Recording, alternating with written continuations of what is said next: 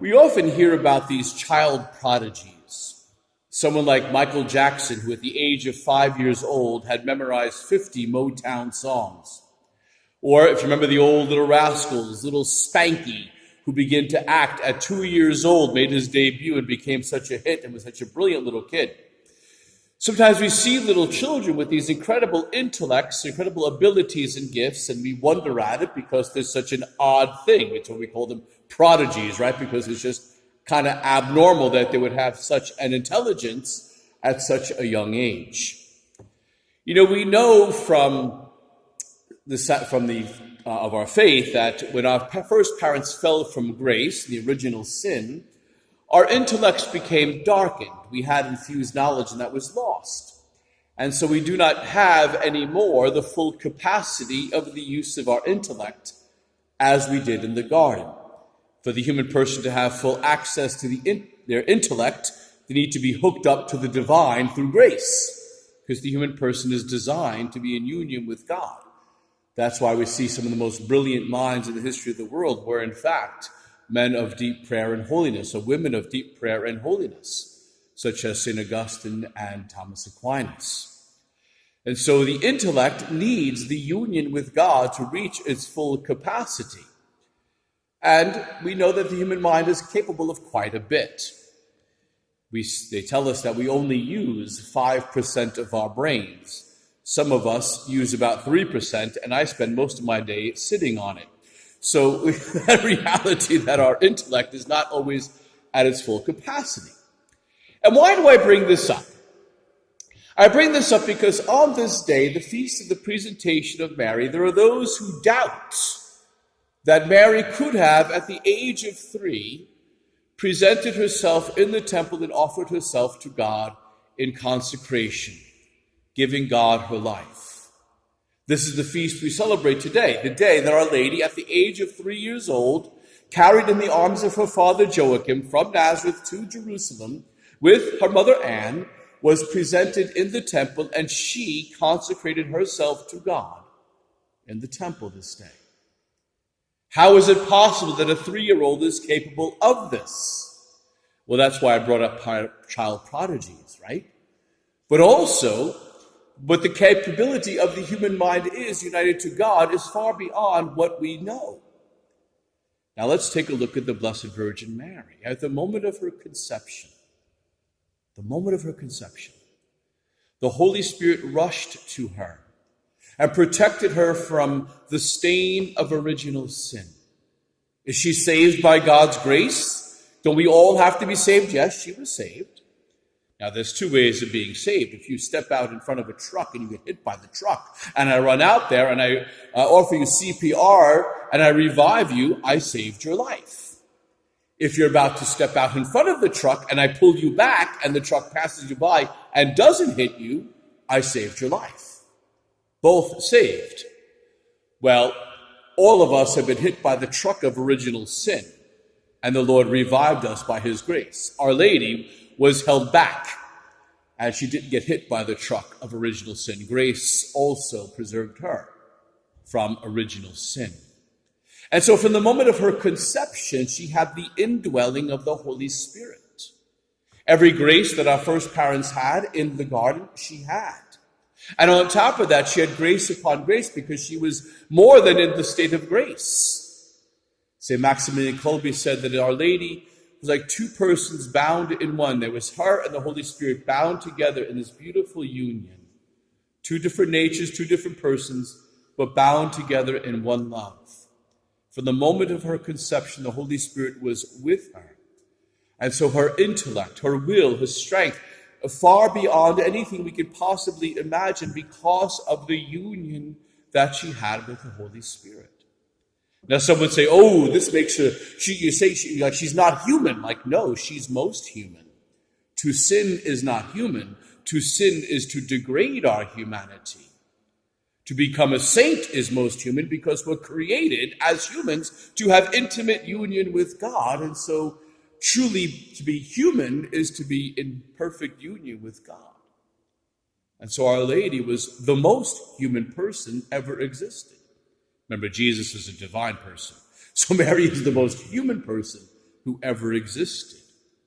So at whatever tender young age she was capable of understanding these things, she had the capability of understanding it.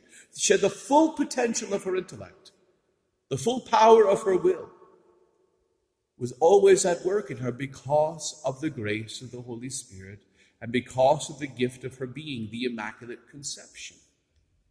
And so at the age of 3, it only makes sense that she would be able to offer herself to God and consecrate herself to the Lord.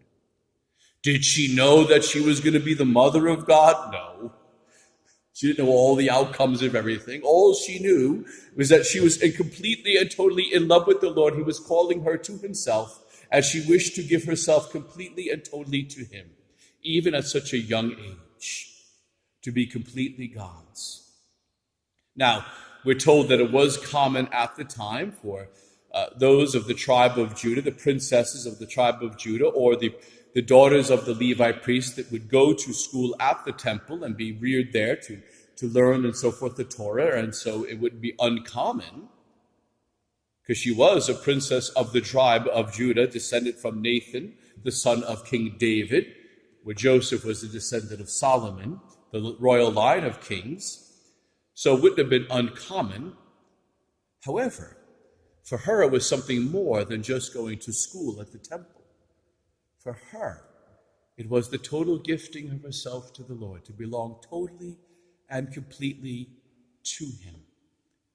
This beautiful gift of our most holy mother, who had no other love in her life ever other than the Lord himself, the Holy Spirit, her most beloved spouse. Oftentimes we speak of the Blessed Mother being in love with God and so forth, but we forget that the Holy Spirit was her beloved spouse, that the Holy Spirit himself was in love with her. St. Lawrence of Brindisi, the great doctor of the church, he said that when a young man falls in love with a woman, all she needs to do is look at him and she renders him powerless. He'll do whatever she wants.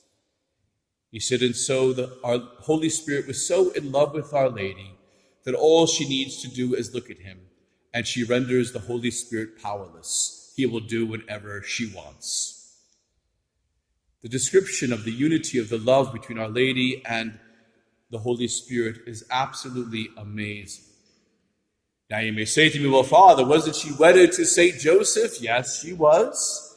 It was a virginal marriage, very common at the time. Very somewhat odd for St. Joseph, considering he was of the royal line of David, and the royal line was from which the Messiah was going to come. Hence the prophecy, from the stump of Jesse, a bud shall blossom. From the root, right? So you have the stump, and then the stem, and then the blossoming, right? So what was the stump of Jesse, the cutting down of the royal line? And yet a blossom would come from it. Did Joseph love her as his bride? Yes. Did she love Joseph? Yes. But it was a virginal marriage, a marriage so that the Lord would be brought into a family. And we can get on that another day to talk about the Holy Family. But the true love of her life, the true spouse of her heart, was indeed the Holy Spirit. So today, we think about our mother, our Heavenly Mother, who so loved God and teaches us how to love God, who teaches us how to truly commit ourselves to the Holy Spirit. When each of us were baptized, we were put into wedding dresses, and we were baptized in wedding dresses because our souls were wedded to God, somewhat an imitation of Our Lady, we could say, who wedded herself to God. But she could teach us how to love the Lord, to ask her for that help, to truly know how to love the Holy Spirit, to truly know how to love God the Son, to truly know how to love God the Father. Because she alone had such a special relationship with each member of the Trinity, as she was the most beloved daughter of the Eternal Father, as she was the mother of the Son of God, and she is the spouse of the Holy Spirit. On a final note, people think that somehow after, and you'll hear this a lot from Protestants, after Mary gave birth to Jesus, she really wasn't that important anymore. Well, first of all, that's crazy, Because what mother isn't important anymore after their child is born, right? How important she is to the child in her life. However, there was this one guy, his name's kind of funny because he got a nickname because when he was baptized, well, that's a story for another day. Anyway, St. Lawrence of Brindisi made fun of his name because he said, well, when Jesus was born, it was like taking money out of the purse. Once the money's out of the purse has no value. So once Jesus was born of Our Lady, she really had no value. And St. Lawrence of Brindisi said, called him a little bit of a dirty name, and said, he said, she still has value. Because not only does she remain united to the Son, from whom he took his humanity, but the value of the person of the Holy Spirit remains with her. And so the money is still with her always. And her value is there because she is intimately united to the Holy Spirit. All right, I'm going on and on here, and I'm probably throwing out too much theology so early in the morning, but let's just say this. Love the Blessed Mother and ask her for the grace and the help to love God. She gave herself completely to him at such a tender young age, and she alone can teach us how to love him with such tender love. May God bless you, and Mary keep you.